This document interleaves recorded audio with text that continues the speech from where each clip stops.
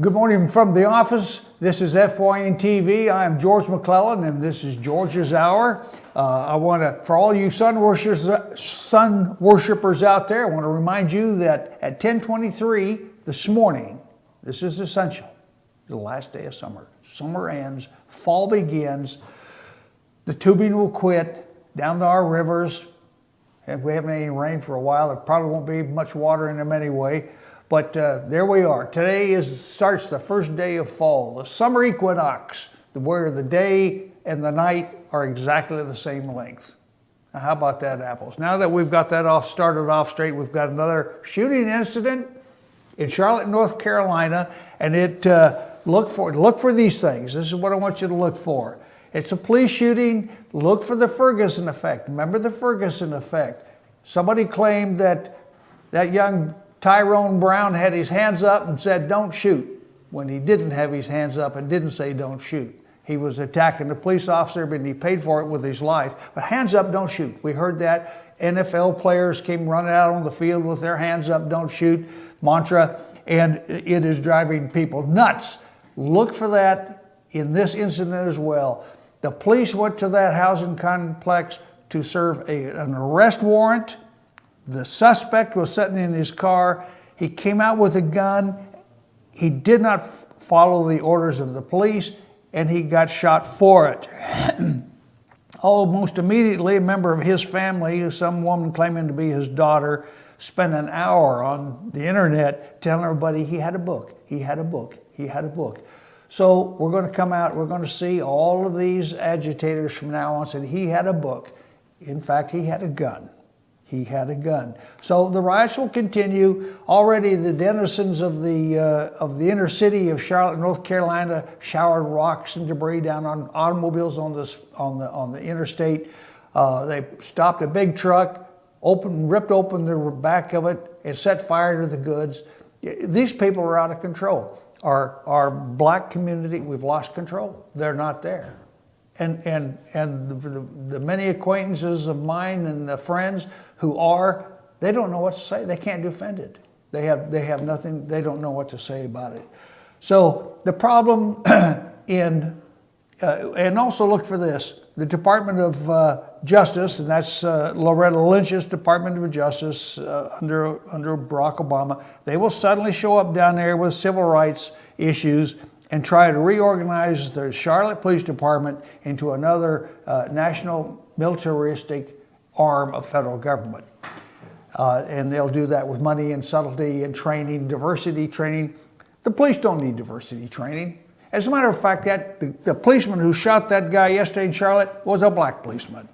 They do not need diversity training. They need, and they certainly do not need shooting skills, because that was a good shot and well placed. So much for that. Look for that. We still have the lingering incident in New York City, in the Queens, and in New Jersey of Islamic bombing. And we still listen to the press tell us, and the elected leaders like de Blasio, failing to make a connection between Islamic terrorism and what's happening on the streets, those explosions on the streets.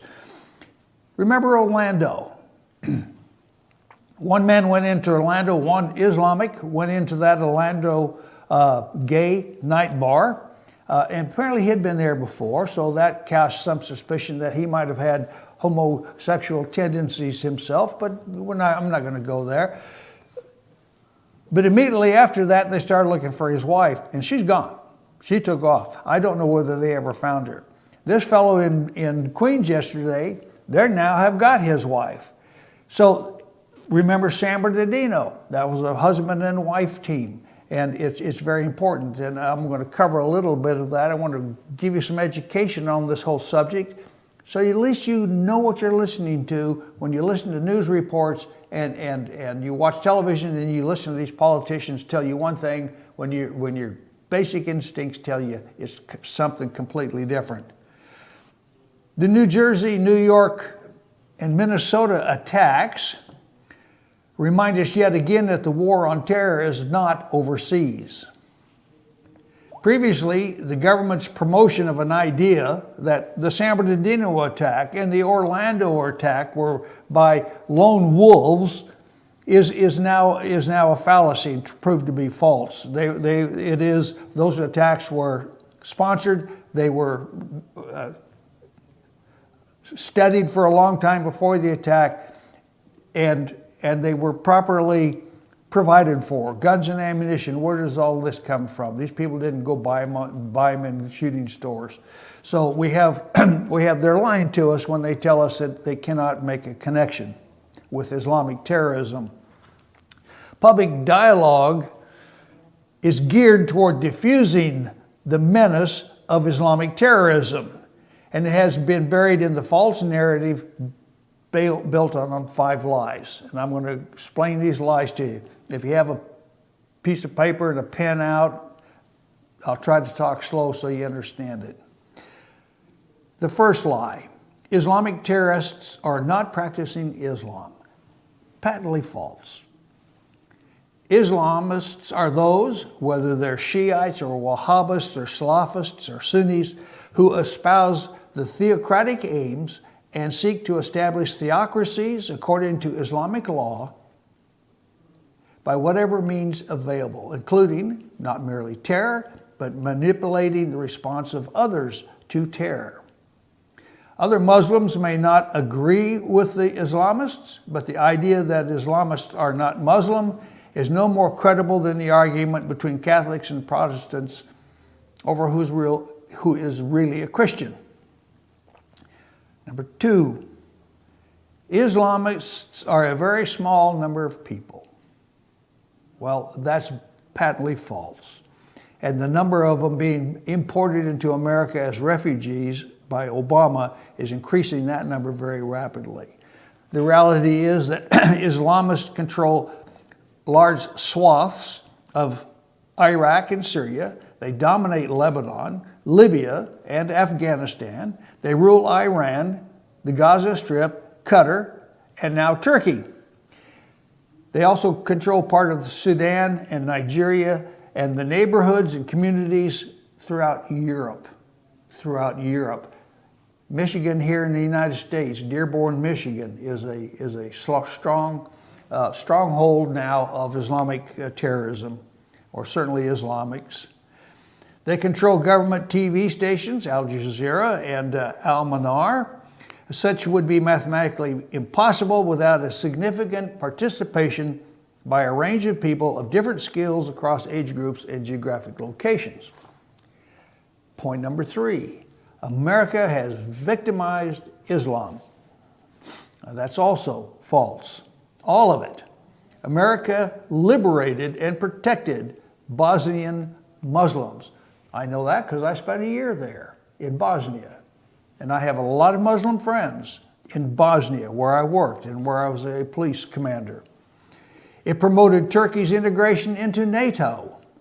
It deposed the Shah of Iran and restored the Ayatollah Khomeini. It single-handedly dragged Israel into accepting Yasser Arafat as a self-governing neighbor. It ended Israel's war in Lebanon before Israel could crush Hezbollah. It negotiated the return of Sinai to Egypt. America responded with unprecedented generosity to natural disasters in the Muslim world, most notably the tsunami that racked Indonesia. Every effort has been made to rebuild Iraq. More than can be said of Iran, which waged war against Saddam Hussein as well. America has contributed far more to Afghanistan than the Soviet Union ever did, and yet who's in control over that now? What foreign power has the hands on the levers of the European government, of the Asian Arab governments? Point number 4, it's the old Soviet Union. Point number 4, we are not at war with Islam. Well, Obama may tell us that, but Islam is at war with us. Islam is at war with itself, as it attacks those unwilling to submit to its will. Islamists are at war with non-believers in countries in which they set down roots, be it ISIS or Boko Haram or the resurgence of Al-Qaeda. Islamists are at war with the West, Western culture. We may not have asked for it, but one cannot wish away the facts. And our government continues to tell us that Islam is a religion of peace. At point number 5, a discussion of Islamic terror by Americans endangers American Muslims. We're constantly told that. This is the same meme that Obama uses about Guantanamo. It's the best recruiting tool for Islamic terrorists when it is not. It's a jail, and that's where they belong. But that's a lie that's being told to us. They're telling us that because of what's going on with terrorists, who are not Muslims, that all Muslims are now facing prejudice and victimization. False. Americans are a loving people. We proved it over the centuries. Biased crimes against Muslims is extremely low in the United States. Mosques so far are safe. It is synagogues that are vandalized. Beyond statistics, the obviousness to this lie is manifest in the great clamor among Muslims to migrate to the United States. If they don't like pork, they don't like our music, they don't like our fashions, they don't like women wearing bikinis, what the hell are they coming here for? Why are they here? They know what to expect. It is not that these Muslims are clamoring to immigrate from Syria to Gaza, where Islamist rule demonstrates what a society that victimizes other Muslims is really like. In order to engage solutions preventing Islamic terrorism in the United States, we must stop obscuring the obvious. The obvious false ideas should be rejected out of hand as calculated efforts to prevent serious discussion. Those are lies that our government, the Obama's government, keep telling us. Mayors of cities, governors keep telling us that we have to accommodate these people. We have to extend to them the hand of friendship. Well, I can tell you this. If you extend the hand of friendship, you better have a club in the other one, because they'll have a knife in their other one, and it's going to go onto our back, your back. And that's not to be trusted. This so far, up to now, Islam in our midst cannot be trusted. Fascism, Islamic fascism, and American democracy, republicanism, conservative government, representative government are incompatible. They do not mix any better than oil and water. So that's my take on for this section. We had another shooting by a white female police officer in another state and killed a black man whose car stopped on the highway. And he gets out of the car. She tells him to put his hands up. He goes back into the car, allegedly gets something, and she shoots him dead. This is the Ferguson effect at its worst point. Why? Because this woman, this police officer, and being a woman has nothing to do with it. She's trained like everybody else. But now everybody is so afraid of a black male getting out of a car that they'd rather shoot first and then ask questions later.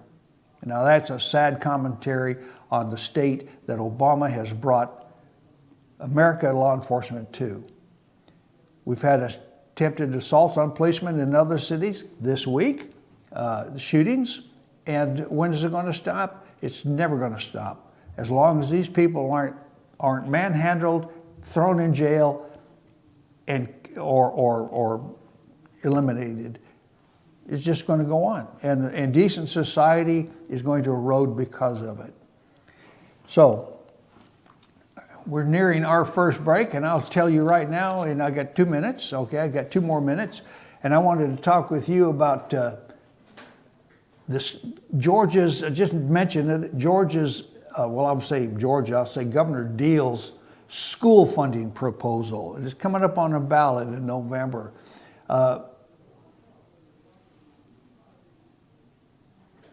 It is believed that opposing Deal's Opportunity School District does not mean you support failing schools. as the government alleges. That's his argument.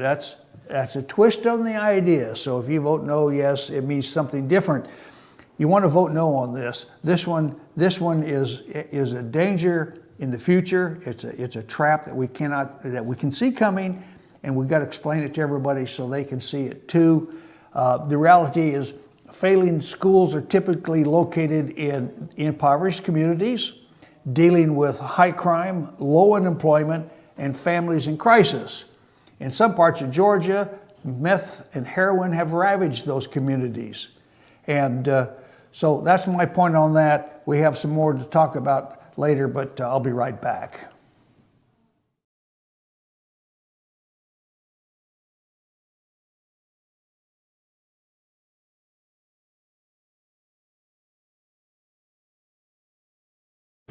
Right now at Pizza Hut, you can get any 2 medium pizzas for $6.99 each. Get any toppings, any crust flavor, anything you want for just $6.99 each. And sweeten the deal with a Hershey's Triple Chocolate Brownie for just $5.99. Only at Pizza Hut.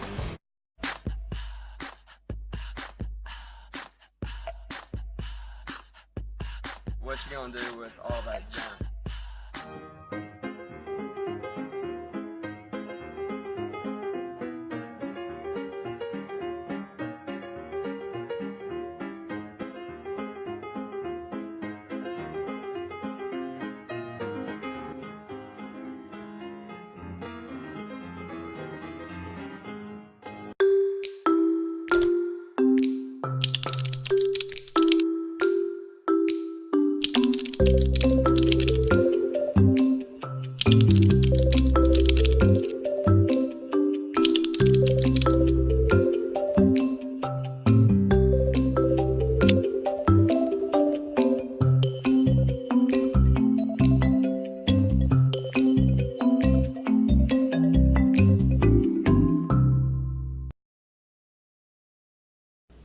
I'm Sheriff Dane Kirby, and I'll stand up for you. I'm Stacy Nicholson, Sheriff of Gilmer County, and I will stand up for you. Stand up and speak out. No matter how rich, cool, talented you believe yourself to be, how you treat people ultimately tells all. I am Allison Sosby, District Attorney, and I'll stand up for you. El Rey and Ellijay. El Rey Mexican Restaurant. Family owned and operated, and a local favorite for families, parties, and meetings. Great prices. Friendly service and delicious Mexican cuisine. Patio dining available. Come sing in Carlos's Cantina every Friday 9 to 1. Eat in or take away. Same location for 14 years. Open 7 days at the corner of Maddox Drive and 515. North Georgia's favorite Mexican cuisine. El Rey and Ellijay. The summer sell down is on at Days Chevrolet in Jasper with huge savings up to 16% off MSRP. Save over $4,100 off Malibu Limited, now just $19,500. Save $9,500 on loaded Silverado Crew Cab LT, now only $38,700. Save up to 16% off MSRP on select new Chevys in stock during the summer sell down. Going on now at Days Chevrolet in Jasper. Better days ahead, Days Chevrolet. Find new roads. North Georgia Diamond is your source for diamonds. Come on in to view the area's largest selection of fine jewelry at North Georgia Diamond. All repairs and designs are done on site by our jewelers. And North Georgia Diamond has the lowest prices on loose diamonds. You can also sell your gold, silver, and coins at North Georgia Diamond between Walmart and Lowe's in East Ellijay. Locally owned by Bill and Allison Craig, North Georgia Diamond is your source for diamonds in North Georgia. Hello, America. The first ever $5 flavor menu is here, and it's a game changer. For just $5 each, you can get a medium one-topping pizza, Wing Street Wings, a Hershey's cookie, and your other Hut favorites. A Pizza Hut pizza for just $5? It's the ultimate crowd pleaser. How are you feeling, crowd? Very pleased, thank you. We do what we can here. $5 for a Pizza Hut pizza. How can we not be pleased? Good crowd today. The $5 flavor menu, America's best pizza deal, only at Pizza Hut.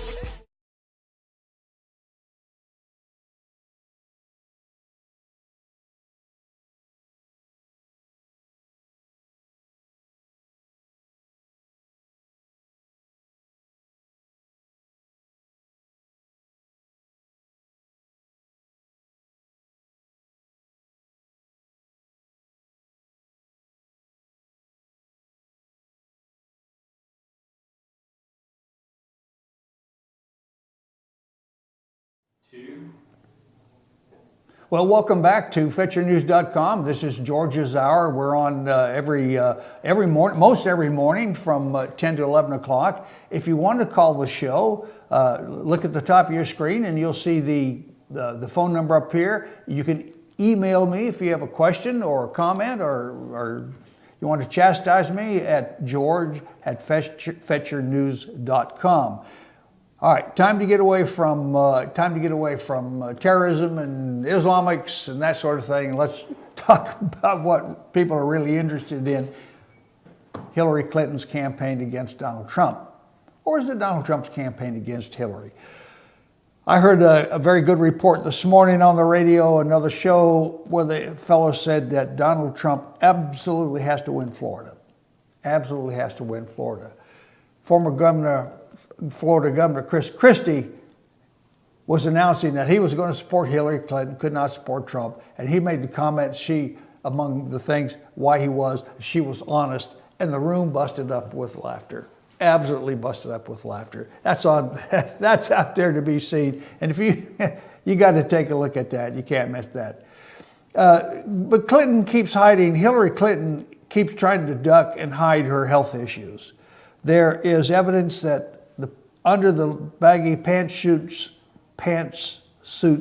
she wears is a colostomy bag.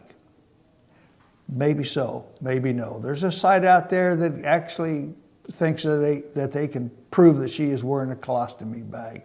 Until last Sunday, it was considered conspiracy mongering, and I love that. They try to, the left tries to paint the right or anybody that disagrees with them and gives them a title that's unsupportable. This one is conspiracy mongers to question Hillary's health. Do you question her health?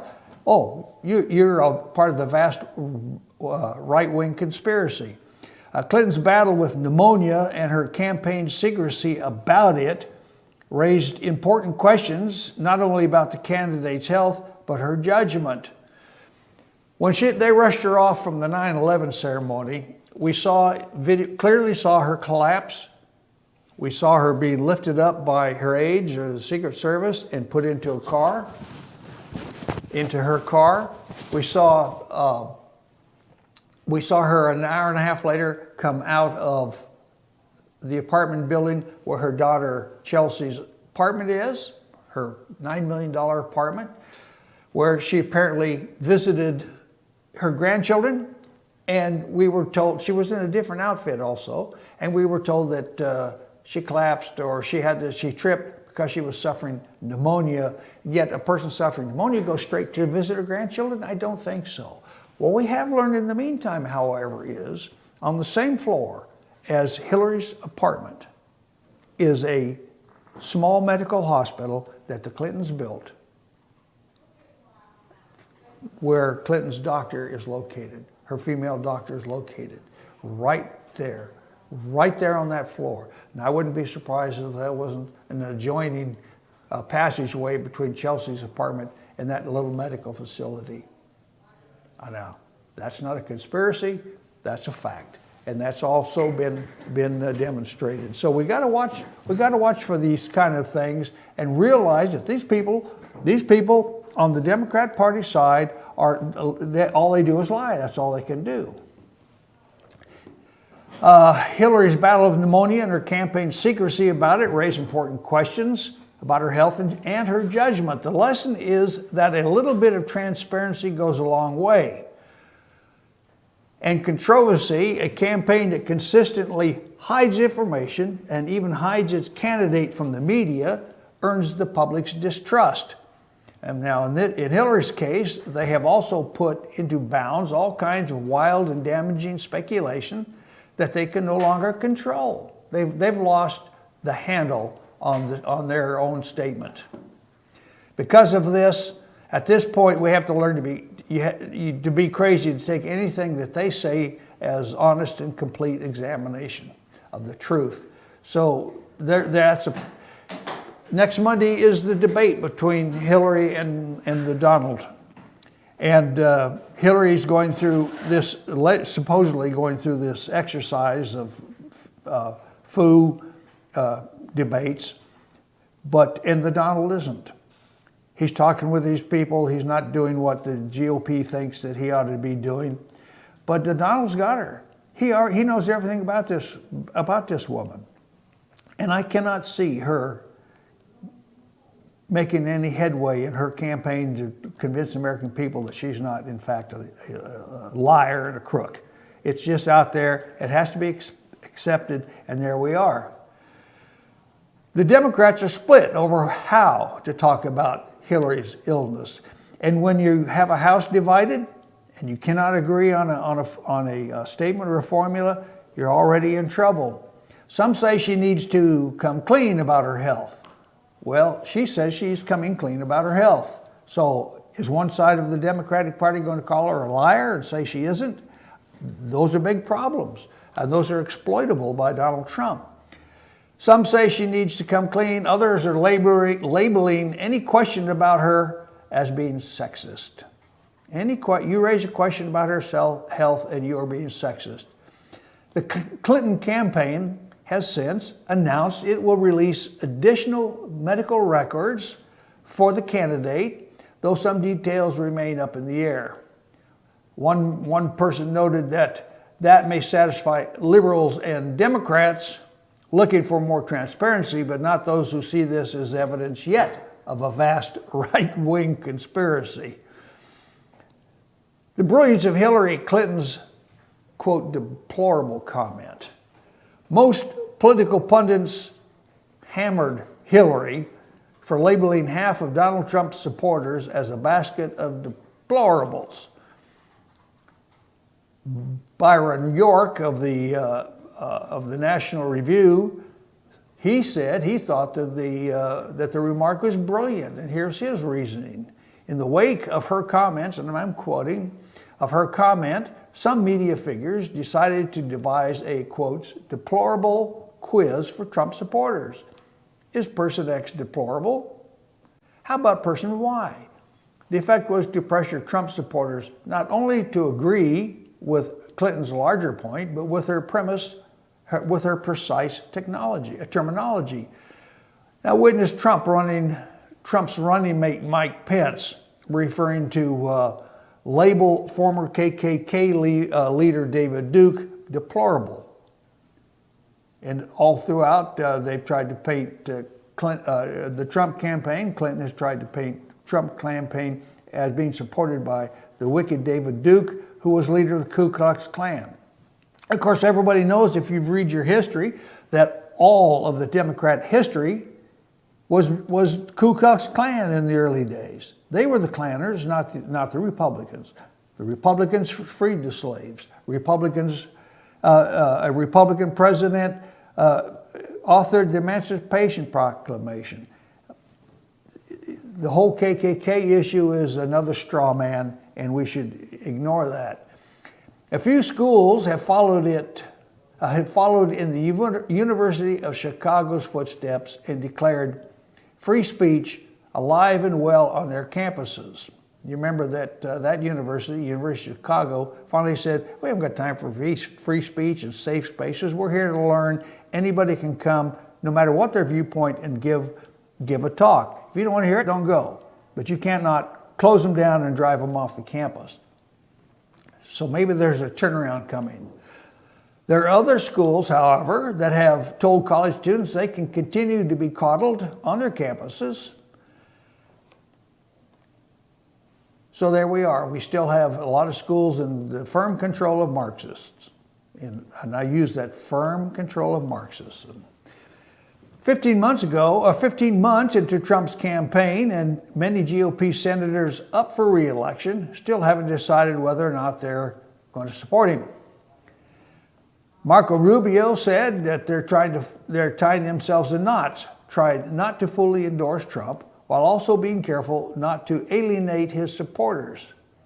Well, we heard what I think is an untruth.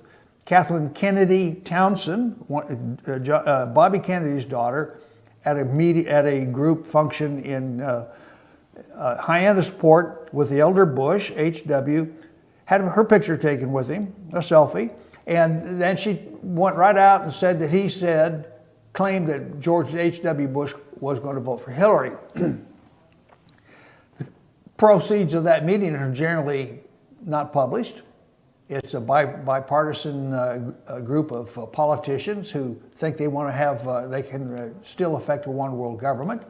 But so that's not confirmed report. But Romney did. He's gone in for Gary Johnson. And I want you to realize that. I think, what did our South Carolina Senator, Lindsey Graham, what did he do? I think he's starting to go, I think he will go for Trump because I think he sees the writing on the wall. The old GOP, and I will talk about it in my last section, the old GOP is on the way out. College where reason and common sense no longer matter. Frostburg University. I've never heard of Frostburg. Where's that out? Cole, do you know? Frostburg University was found in violation of Title IX, partly because its policy stated that common sense and reason shall prevail. This flies in the face of current campus witch hunts, in which feelings and political correctness prevail, not the facts. So we're having there's a little revolution starting in the educational section. Did you come up with an answer? Yeah, Frostburg State University is located in Frostburg, Maryland. Maryland. Well, why am I not surprised? Maryland. Okay. What unions got wrong about Trump's education plan? To his discredit, according to this article, Trump hasn't said how he would fund his $20 billion federal school choice program, only that the money would be reprioritized from existing federal funds. Thus, it's misleading for teachers' unions to say the plan certainly takes money from public schools. Trump's plans would let low-income students use a minimal amount of federal funds, probably a few $100s, at the public or private school of their choice. Unsurprisingly, unions, and I'm talking about the teachers' unions, also mislead the public on what this voucher-like program means to the students. So everybody has their own villain to slay. Should schools adjudicate sexual violence? Now, what is sexual violence? An Auburn University athlete asked a woman to leave his room. She was so mad about it that she then falsely accused him of domestic violence and admitted her lie after he was kicked off the football team. She also said the school seemed committed to punishing him.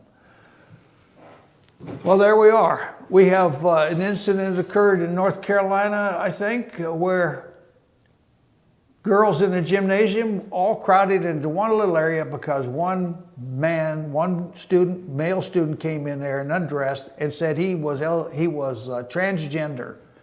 And he had the whole dressing room while all these girls crowded over here. I gave a solution to that. Those girls should come out of there and beat that man half to death, neuter him if they have a good knife, and throw him out the door. And the message will be delivered. The message will be delivered. We stand around and we let this government, this illegal fascist government, tell us what our moral codes are and how we're supposed to live. I'm not accepting any of that. Why should I? Why should you?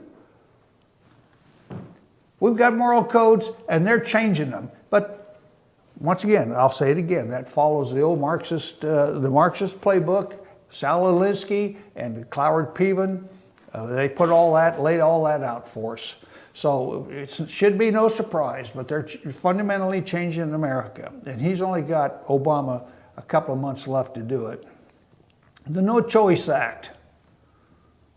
Many people think of the Dodd-Frank financial reform law as having created the Consumer Financial Protection Bureau, which it did, but there's another part of that law that directly affects consumers, an amendment that created more competition in the business of processing debit card transactions. That competition has been good for retailers, consumers, and the overall economy is one argument, and that is getting blown away. That Dodd-Frank bill is the biggest fraud. It's what caused the housing bubble. It's what caused the housing bubble and sent us down the road to Obama's presidency. And that was a Democrat bill, not a Republican bill. the House Financial Services Committee is considering a bill called the Financial Choice Act that would repeal debit reform and end incentives for banks to compete on price. What do they mean? Government has told these banks, you have to supply money to anybody who wants it, regardless of their ability to repay. For banks to compete on price, it is called the Financial No Choice Act, kind of like Obama's Unaffordable No Care Act, isn't it?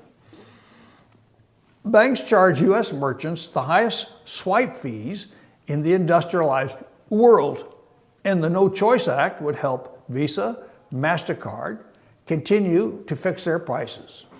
Free markets made our economy great, is what they say. Why in the world would we want to repeal a reform that finally brought free market incentives and principles to a hidden corner of the economy that had operated without it?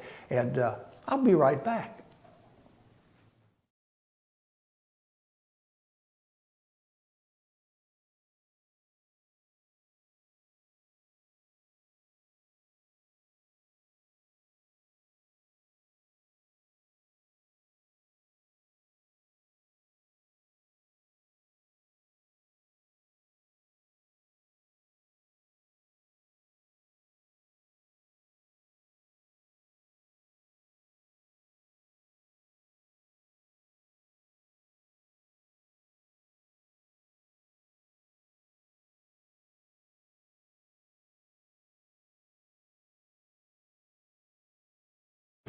Right now at Pizza Hut, you can get any 2 medium pizzas for $6.99 each. Get any toppings, any crust flavor, anything you want for just $6.99 each. And sweeten the deal with a Hershey's Triple Chocolate Brownie for just $5.99. Only at Pizza Hut.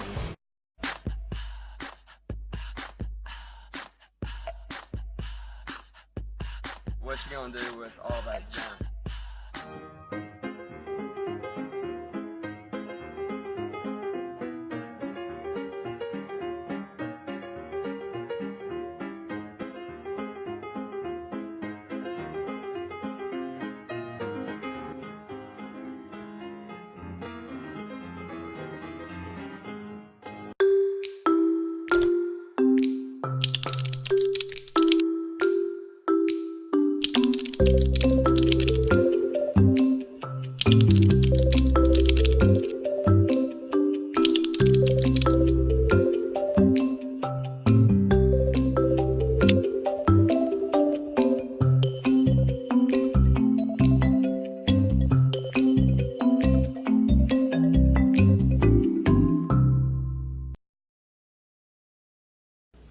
I'm Sheriff Dane Kirby, and I'll stand up for you.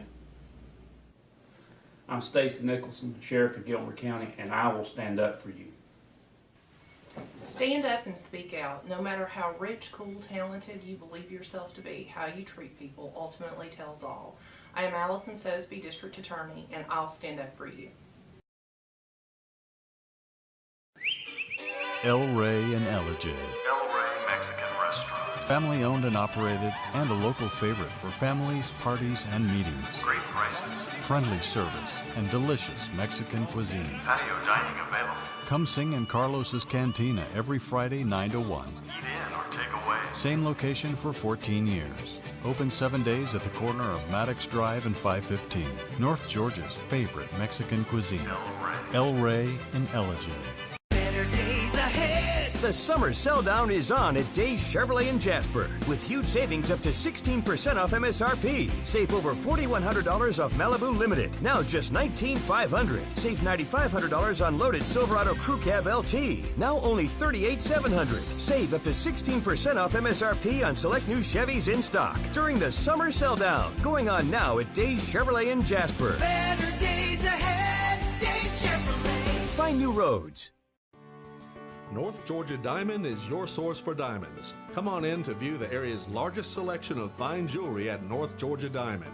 All repairs and designs are done on site by our jewelers. And North Georgia Diamond has the lowest prices on loose diamonds. You can also sell your gold, silver, and coins at North Georgia Diamond between Walmart and Lowe's in East Ellijay. Locally owned by Bill and Allison Craig, North Georgia Diamond is your source for diamonds in North Georgia. Hello, America. The first ever $5 flavor menu is here, and it's a game changer. For just $5 each, you can get a medium one-topping pizza, Wing Street Wings, a Hershey's cookie, and your other Hut favorites. A Pizza Hut pizza for just $5? It's the ultimate crowd pleaser. How are you feeling, crowd? Very pleased, thank you. We do what we can here. $5 for a Pizza Hut pizza. How can we not be pleased? Good crowd today. The $5 flavor menu, America's best pizza deal, only at Pizza Hut.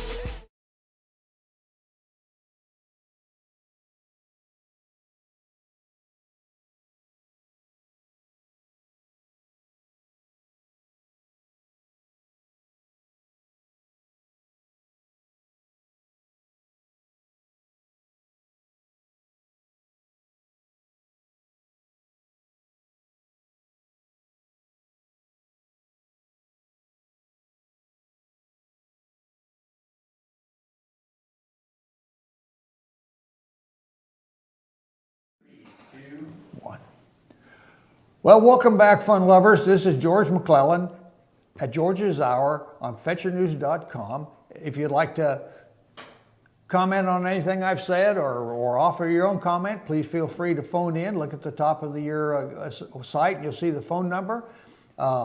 If you want to contact me by email, it's george@FetcherNews.com.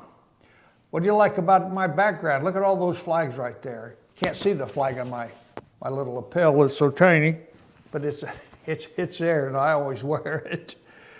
Well, I'm going to go into what Brian likes to call George's thoughts, final thoughts. Not final anymore, but I'm going to give it anyway. These are my little one-page political essays that you can read on FetcherNews.com in the comments section. I call this one Our Sorry State.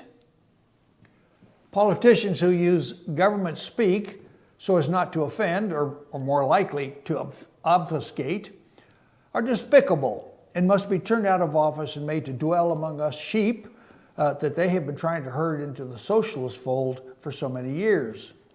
A politician, after all, is not a royal personage. Terrorism is political. It's a political act. Bombings, the recent bombings in New Jersey, New York, the multiple stabbings in Minnesota, the assassination attempts on police officers, and politicians telling us that they haven't connected a motive to Islamic terrorism are all exercises in the political nonsense designed to keep us in fear. When we're fearful, we are controllable. Today, the fires of chaos, now in Charlotte, as an example, are being stoked by America's new royalty, the entrenched and corrupted political oligarchs who believe that it is only by fulfilling their political duties, in other words, staying in office, that America can progress. Hillary Clinton sees herself as the queen royal of the oligarchs, and all seem to line up behind her, steadfast against the evil businessman Donald Trump, including the top flight GOP contenders and some senators who promised to support the GOP candidate. A pox on Ted Cruz and John Kasich for their fecklessness. They are exposed as oligarchs who believe in the superiority of their wisdom over the choice of the people. But there's a pattern here. In a country that once prided itself on individualism, justice, and unlimited opportunity, we can't understand why, when we realize that none of these things actually exist, except for the political royals, that nothing ever gets done. The Clintons in their palaces in Manhattan and Chappaqua have prospered by shamelessly looting our treasury. It has happened before, and the results are always the same: socialism, chaos, poverty, and crime. We're swamped with happy talk. BS. And don't recognize the studied and practiced hand of the old Soviet Union's KGB involved with our demise. The Soviet Union is gone, but not the odious apparatus that protected it. It was up to the Soviet politicians to keep the country going. It was the KGB's job to keep it safe. The USSR's destruction came from the outside by monetary pressures exerted by Reagan and Thatcher, not from the people within Russia. It was a lack of finances caused by a decrepit economy, not politics, that caused the Soviet Empire to expire. It is still that old Soviet apparatus of the reformed KGB, now the FSB, that is pursuing Putin's hidden ambitions, and they're winning.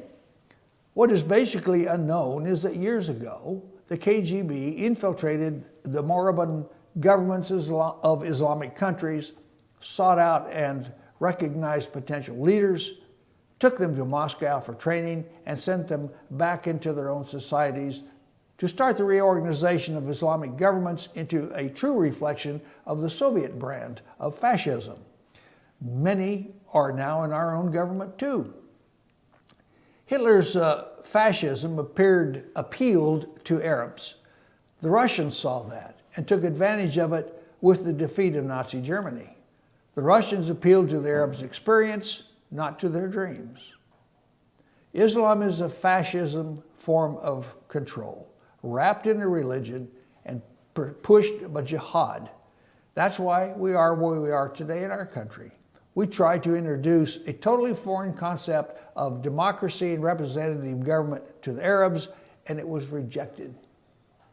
Those KGB-trained Islamic leaders are now their government's leaders, and our politicians don't know it.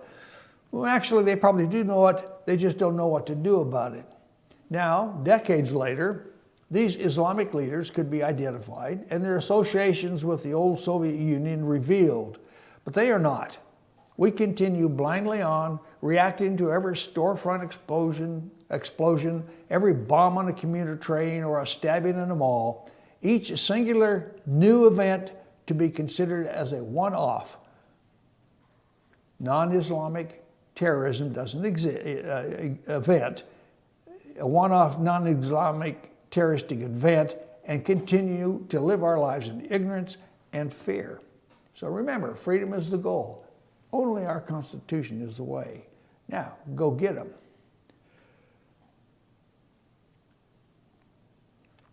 The question is asked, will Hillary's scandal tarnish Obama's legacy? We saw Obama yesterday make a speech to the Black Caucus, the Congressional Black Caucus, and he actually told them that if they didn't vote for Hillary, it would be an insult to his legacy.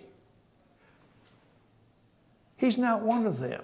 Only his skin color makes him one of them. He wasn't born in the American South. He never experienced what John Lewis experienced, marching with Martin Luther King. He wasn't in Memphis when Martin Luther King was murdered. He has none of this. He was raised in Hawaii, raised in Indonesia, had a white mother, white grandparents raised him, and he stands up there and tells them it would be an insult to his black legacy if they did not vote for Hillary.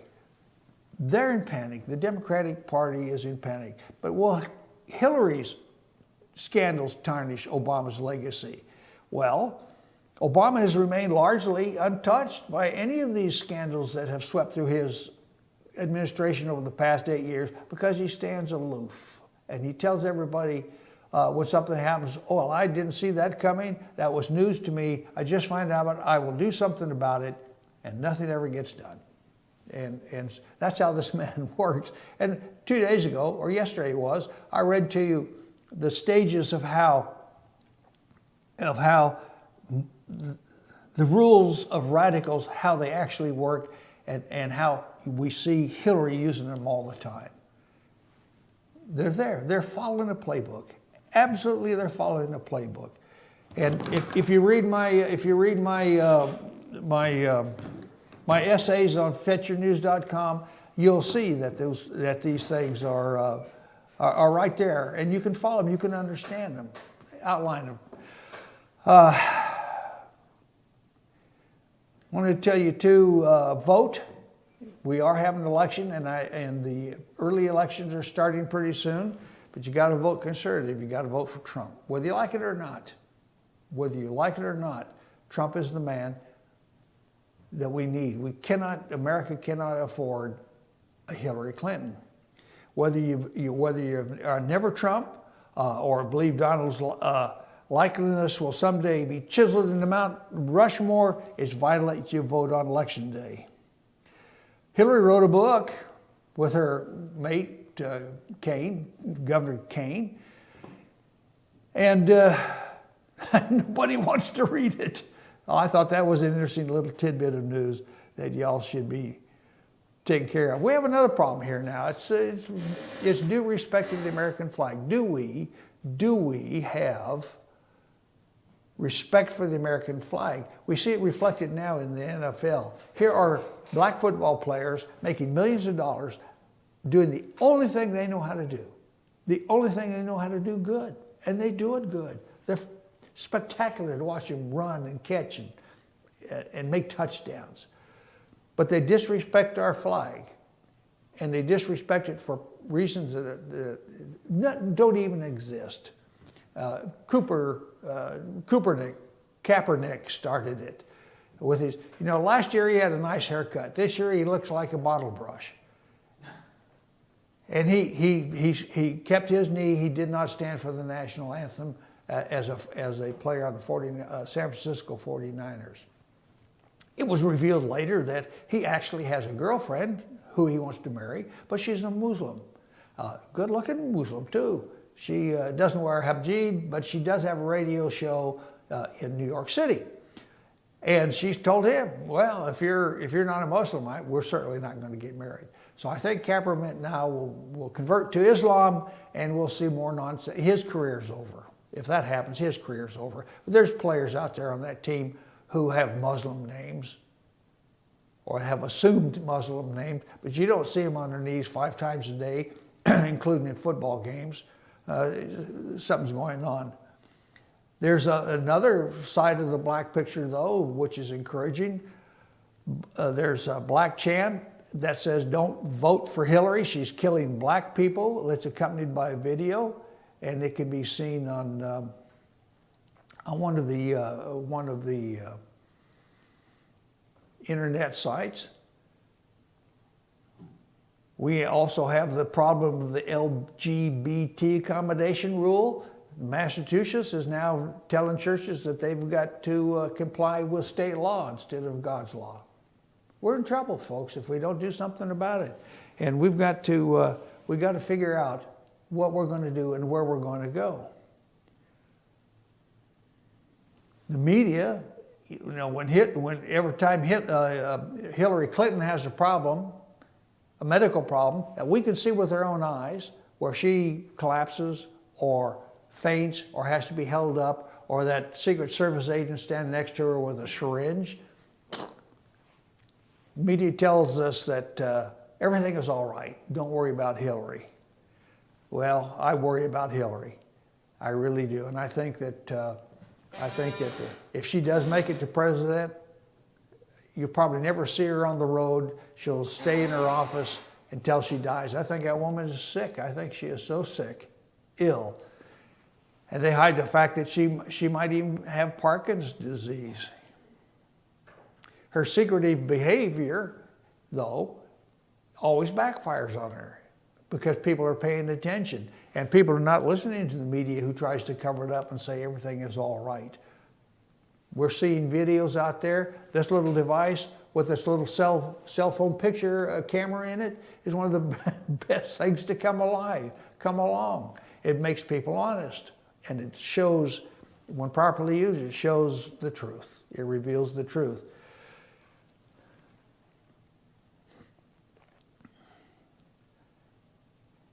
Well, we're getting near the end of this 1-hour show, and I want to thank everybody. I want to remind you that if you want to comment on anything I have to say, or you want me to comment on something that you think I should say, you can go to george@fetchernews.com or call me on the telephone. There's the phone numbers on your screen at the top, fetchernews.com. and we'll talk, and we'll put you on the air. We'll keep it simple, we'll keep it decent, we'll keep it relevant, but we'll talk about it. And if you think I'm an idiot, well, you can say so. I've been called worse before. But anyway, there we are, and I want to say thank you for watching, and we'll see you tomorrow. See you next time.